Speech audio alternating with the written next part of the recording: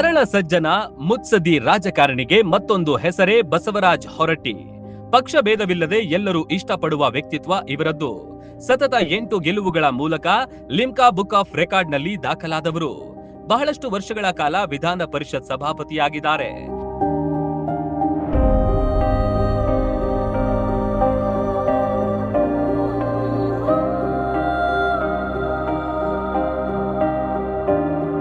ಬಾಗಲಕೋಟೆ ಜಿಲ್ಲೆಯ ಮುಧೋಳ ತಾಲೂಕಿನ ಯಡಹಳ್ಳಿಯಲ್ಲಿ ಸ್ವಾತಂತ್ರ್ಯ ಪೂರ್ವಕ್ಕೂ 1 ವರ್ಷ ಮೊದಲು ಅಂದ್ರೆ 1946ರಲ್ಲಿ ಜನಿಸಿದ್ರು. ಶಿವಲಿಂಗಪ್ಪ ಗುರಮ್ಮ ದಂಪತಿಗಳ ಮುದ್ದಿನ ಮಗ ಬಸವರಾಜ್ ರಾಜನಂತೆ ಬೆಳೆದು ಬಂದ್ರು.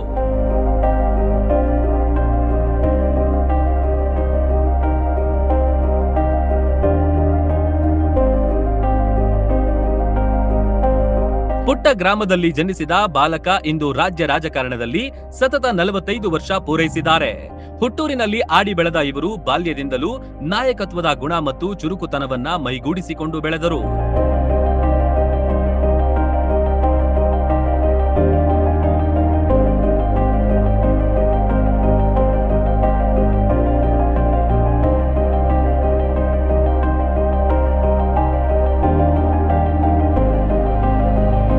ಬಾಲ್ಯದಿಂದಲೂ ಯಡಹಳ್ಳಿ ಅಡವಿ ಸಿದ್ದೇಶ್ವರ ಮಠಕ್ಕೂ ಹೊರಟ್ಟಿಯವರಿಗೂ ಅವಿನಾಭಾವ ಸಂಬಂಧವಿದೆ.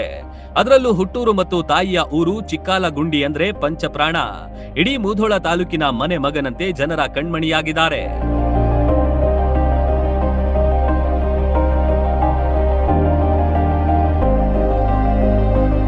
BA MPEd ಶಿಕ್ಷಣ ಪೂರೈಸಿದ ಹೊರಟ್ಟಿಯವರು ಶಿಕ್ಷಕರಾಗಿ ಸೇವೆ ಸಲ್ಲಿಸಿದ್ರು. ಮುಂದೆ ಕರ್ನಾಟಕ ಪ್ರೌಢಶಾಲಾ ಶಿಕ್ಷಕರ ಸಂಘದ ಅಧ್ಯಕ್ಷರಾಗಿ, ಕರ್ನಾಟಕ ವಿಶ್ವವಿದ್ಯಾಲಯ ದೈಹಿಕ ಉಪನ್ಯಾಸಕರ ಸಂಘದ ಅಧ್ಯಕ್ಷರಾಗಿ ವಿವಿಧ ಹುದ್ದೆಗಳನ್ನು ನಿಭಾಯಿಸಿದ್ದಾರೆ.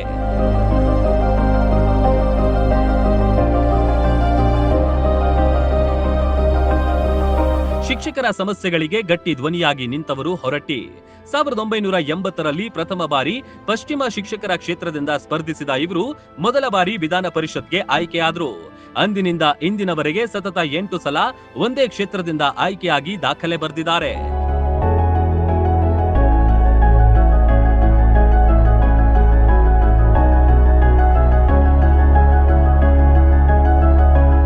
ಈ ಸಾಧನೆ 2024ರಲ್ಲಿ ಲಿಮ್ಕಾ ಬುಕ್ ಆಫ್ ರೆಕಾರ್ಡ್ನಲ್ಲಿ ದಾಖಲೆ ಬರೆದಿದೆ. ಅಷ್ಟೇ ಅಲ್ಲ, 2022ರಲ್ಲಿ ಲಂಡನ್ನ ವರ್ಲ್ಡ್ ಬುಕ್ ಆಫ್ ರೆಕಾರ್ಡ್ ಗೆಲುವಿನ ದಾಖಲೆ ಸೇರಿತ್ತು. ಭಾರತ ಚುನಾವಣಾ ಆಯೋಗದ ಗೆಜೆಟ್ನಲ್ಲೂ ಮುದ್ರಿತವಾಗಿದೆ.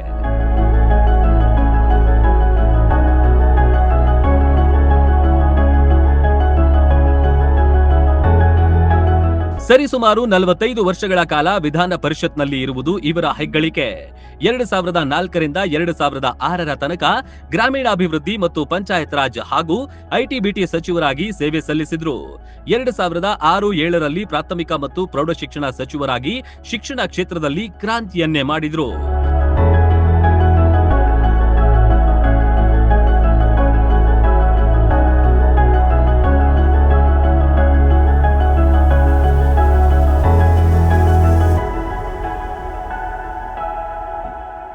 ಇವರ ಅಧಿಕಾರಾವಧಿಯಲ್ಲಿ 18 ಮುಖ್ಯಮಂತ್ರಿಗಳು, 600 ಜನ ಸಚಿವರು, 2000 ಶಾಸಕರನ್ನು ಕಂಡಿದ್ದಾರೆ. ಒಬ್ಬ ವ್ಯಕ್ತಿ 45 ವರ್ಷಗಳ ಕಾಲ ರಾಜಕಾರಣದಲ್ಲಿ ಸಕ್ರಿಯವಾಗಿರುವುದು ಇಂದಿನ ದಿನಗಳಲ್ಲಿ ಸುಲಭವಲ್ಲ. ಆದ್ರೆ ಹೊರಟ್ಟಿಯವರು ಅಜಾತ ಶತ್ರುವಾಗಿದ್ದಾರೆ. ಎಲ್ಲರಿಗೂ ಇಷ್ಟವಾಗುವ ವ್ಯಕ್ತಿತ್ವ ಇವರದ್ದು.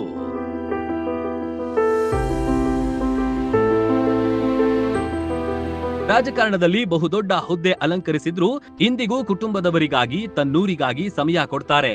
ತಂದೆ ತಾಯಿ ಮೇಲೆ ಅಪಾರ ಪ್ರೀತಿ ಇಟ್ಕೊಂಡಿದ್ರು. ಯಡಹಳ್ಳಿಯಲ್ಲಿರುವ ಶಿವಲಿಂಗಪ್ಪ ಬಸಪ್ಪ ಹೊರಟ್ಟಿ ಕರ್ನಾಟಕ ಪಬ್ಲಿಕ್ ಸ್ಕೂಲ್ನಲ್ಲಿ ತಂದೆ ತಾಯಿಯ ನೆನಪಿಗಾಗಿ ಅವರ ಪುತ್ಥಳಿ ನಿರ್ಮಿಸಿದ್ದಾರೆ.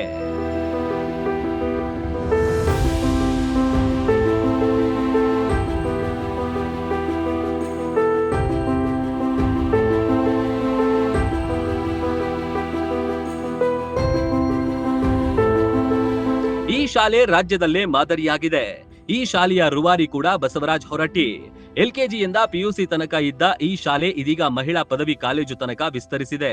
ಇದರ ಅಭಿವೃದ್ಧಿಗಾಗಿ ಸಂಪೂರ್ಣವಾಗಿ ಶ್ರಮಿಸಿದ್ದಾರೆ. ಗ್ರಾಮೀಣ ಭಾಗದ ಮಕ್ಕಳಿಗೆ ಗುಣಮಟ್ಟದ ಶಿಕ್ಷಣ ಕಲ್ಪಿಸುವುದು ಹೊರಟ್ಟಿಯವರ ಧ್ಯೇಯವಾಗಿದೆ.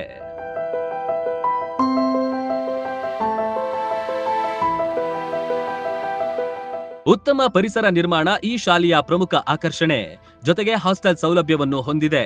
ಇಂದು ಸರ್ಕಾರದ ಅಧೀನದಲ್ಲಿ ಇದ್ರೂ ಇದಕ್ಕೆ ಬೇಕಾದ ಸಕಲ ಸೌಲಭ್ಯ ಒದಗಿಸುವಲ್ಲಿ ಅಪಾರವಾಗಿ ಶ್ರಮಿಸಿದ್ದಾರೆ. ಈ ಶಾಲೆ ನೋಡಲು ಅನೇಕ ಶಾಸಕರು, ಸಚಿವರು, ಶಿಕ್ಷಣ ಪ್ರೇಮಿಗಳು ಆಗಮಿಸುತ್ತಾರೆ.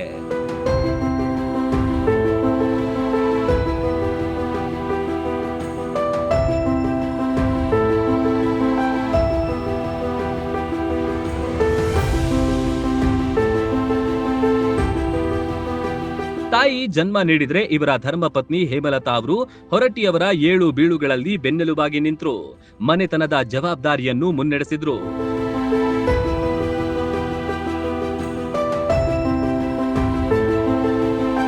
ಹುಟ್ಟೂರಿನ ಅಭಿವೃದ್ಧಿಗೆ ಅಪಾರವಾಗಿ ಶ್ರಮಿಸಿದ್ದಾರೆ. ಆಸ್ಪತ್ರೆ, ರಸ್ತೆ, ಮೂಲಭೂತ ಸೌಲಭ್ಯಗಳನ್ನ ಒದಗಿಸಿದ್ದಾರೆ. ಮುಧೋಳ ನಗರ ಸೇರಿದಂತೆ ತಾಲೂಕಿನ ಅಭಿವೃದ್ಧಿಗೆ ಹೆಚ್ಚಿನ ಒಲವು ತೋರಿಸಿದವರು ಬಸವರಾಜ್ ಹೊರಟ್ಟಿ.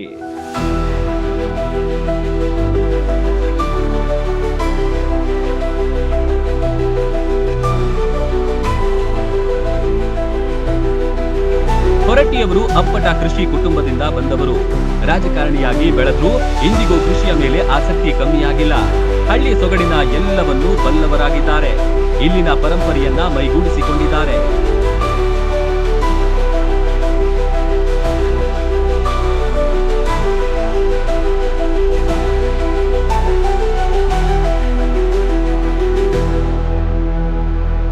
ಪರಿಸರ ಪ್ರೇಮಿಯೂ ಆಗಿರುವ ಹೊರಟ್ಟಿಯವರು ಹುಬ್ಬಳ್ಳಿಯ ನಿಸರ್ಗ ಫಾರ್ಮ್ ನಿರ್ಮಿಸಿದ್ದಾರೆ.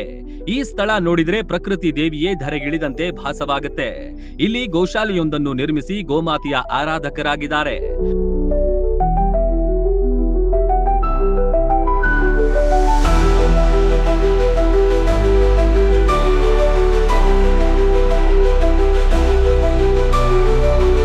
ಹೊರಟ್ಟಿಯವರು ಮೂಲತಃ ದೈಹಿಕ ಶಿಕ್ಷಕರು, ಉತ್ತಮ ಕ್ರೀಡಾಪಟುವಾಗಿ ಕ್ರೀಡೆಗೂ ಬೆಂಬಲ ನೀಡುತ್ತಾ ಬಂದಿದ್ದಾರೆ. ಸಮಾಜಮುಖಿ ಕಾರ್ಯಗಳಲ್ಲೂ ಮುಂಚೂಣಿಯಾಗಿದ್ದಾರೆ. ಯಾರೇ ಬಂದರೂ ತಮ್ಮ ಸರಳತೆಯಿಂದ ಸಹಾಯ ಮಾಡುವ ಸಾಹುಕಾರ ನಮ್ಮ ಹೊರಟ್ಟಿಯವರು.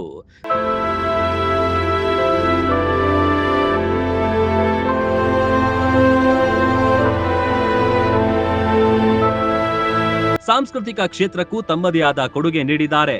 ರಾಜ್ಯದ ವಿವಿಧ ಸಾಂಸ್ಕೃತಿಕ ಕಾರ್ಯಕ್ರಮಗಳಲ್ಲಿ ಭಾಗಿಯಾಗಿ ಬೆಂಬಲ ನೀಡುತ್ತಾರೆ.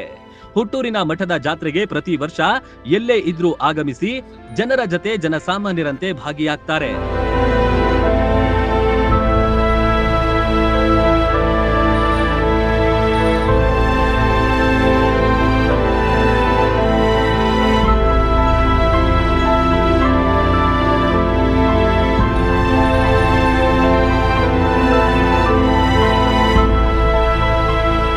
ಇವರ ಸಾಧನೆಗೆ ಅನೇಕ ಪ್ರಶಸ್ತಿಗಳು ಅರಸಿ ಬಂದಿವೆ. ಇವರ ಹುಟ್ಟು ಹಬ್ಬದ ಪ್ರಯುಕ್ತ ಹೊರಟ್ಟಿ ಅಭಿಮಾನಿ ಬಳಗವು ಅನೇಕ ಸಮಾಜಮುಖಿ ಕಾರ್ಯಗಳನ್ನು ಪ್ರತಿ ವರ್ಷ ನಡೆಸುತ್ತಾ ಬರ್ತಿದ್ದಾರೆ. ಈ ಸಲ ಮುಧೋಳ ಬುದ್ಧಿಮಾಂದ್ಯ ಹಾಗೂ ವಿಕಲಚೇತನರ ವಸತಿ ನಿಲಯದಲ್ಲಿ ಉಪಹಾರದ ಸೇವೆ ಸಲ್ಲಿಸಿದ್ದಾರೆ. ಬೆಂಗಳೂರು ಅನಾಥಾಶ್ರಮವೊಂದರಲ್ಲಿ ಊಟದ ವ್ಯವಸ್ಥೆ ಮಾಡಿದ್ರು. ಮುಧೋಳದ ಗೋಶಾಲೆಯಲ್ಲಿ ಮೇವು ವಿತರಣೆ, ಜಮಖಂಡಿಯ ವೃದ್ಧಾಶ್ರಮದಲ್ಲಿ ಊಟದ ವ್ಯವಸ್ಥೆ, ಕಡಪಟ್ಟಿ ಬಸವಣ್ಣ ದೇವಸ್ಥಾನದಲ್ಲಿ ಪೂಜೆ ಹಾಗೂ ಪ್ರಸಾದ ವ್ಯವಸ್ಥೆ ಮಾಡಿ ಅಭಿಮಾನ ಮೆರೆದಿದ್ದಾರೆ. ಇಂತಹ ಧೀಮಂತ ನಾಯಕ ಎಲ್ಲರಿಗೂ ಮಾದರಿ.